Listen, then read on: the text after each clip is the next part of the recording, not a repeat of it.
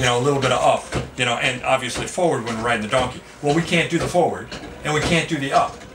And we're choosing not to do the side to side, all right? We could throw in very subtle of that to kind of compensate for the, you know, the little bit of up. But what I wanted to do was start a little slow, then move a little fast, and then slow down, and then, you know, reverse it. Okay? That's where I wanted to go. I certainly didn't have time to do that. Yeah. But this is responding better than I thought it would, and better than it did earlier. It's just certainly, you know, it's only going like a half second or a quarter second. I think it's about a half second forward and a half second back. And I think we want that to be 3/4 of a second, maybe a full second, but that might be a little too long. And I think that, you know, we're probably a little too rough in the motions. I think it should be a lot more subtle. Yeah. What's your programming look like? It looks like a hacker doing it. As far as what? Visual Studio C#? No, I'm not. Like when you're telling it go back and forth like this. Right. Are you literally just you just got a couple statements and they're saying go forward and now go back and now Effectively, loop? yes. Yeah, I got a while loop that says while we don't have sequence stop, which is when you hit exit sequence. That's what it does. Okay.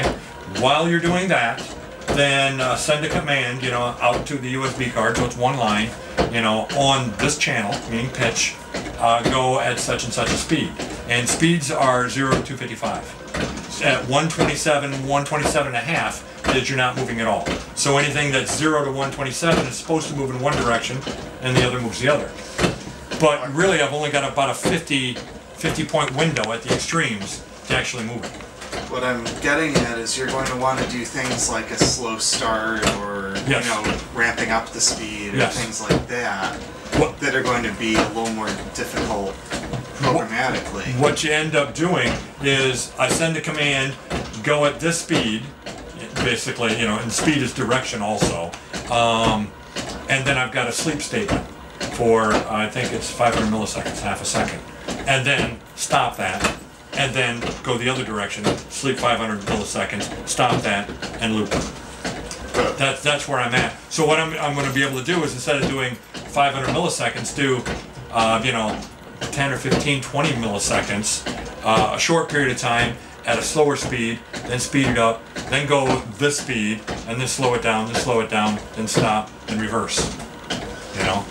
But instead of doing all that manually, would you maybe want to abstract that away somewhat and have some commands, like have like a gradual start, a gradual stop, you know, like with an initial attack speed and an eventual speed, and how quick are you going to get there and stuff like that. Right, and that is certainly the right way to go, because then we're going to have to throw on top of that all the load algorithms.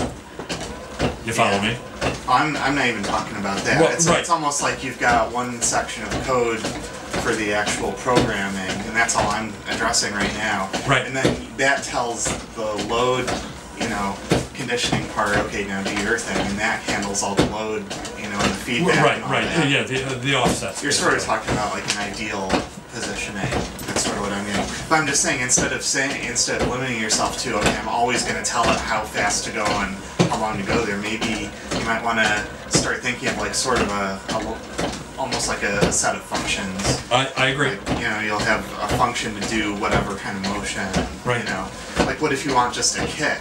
That's going to be really hard to program the way you're doing it now. Well, you're going to have to put every discrete little bit of, you know what I mean? Yeah. Versus if you have like a kick command where all it does is it has a real sharp attack, real sharp decay, you know. You could even layer things, like you could have a gentle movement with a kick in the middle. If we go back a year ago, maybe it was 9 months ago, when I was talking about how I would program this, what I thought I would do was end up with a bunch of commands. You know, kind of like Word. You know, hey, here's your font, and then here's your bolding and your italics and these kinds of things. But it was kind of like donkey walk. You know, and then you'd be able to also set an offset, you know, donkeys on the side of the hill or donkey going up a hill and all of these kinds of things, so that producer, Stephen, would be able to select from that and be able to put it all there. The problem is I'm so far behind because it took me way too long to get here. But that was part of the original plan, Well, that's a really high level of abstraction there. You know, donkey walk or flow through a cloud, or hang glide, a boat, or whatever. Boat on a calm lake. Yeah. But I'm saying like maybe kind of think about what are sort of the fundamentals, the fundamental functions that the emotions that you might want to have. You know. That's a great idea. And you can slap them on.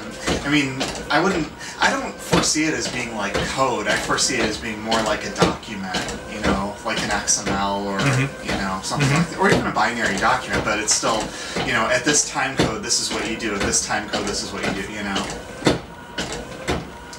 Interesting. And then, like I said, you know, one fundamental thing would be that you'd have to be able to layer them, you know. And the system would have to know what happens if you request a motion that's too big or too impossible or whatever. Based on my current position, yeah. It'll have to kind of clip things off, and you know. Right. What's your wife? Have you?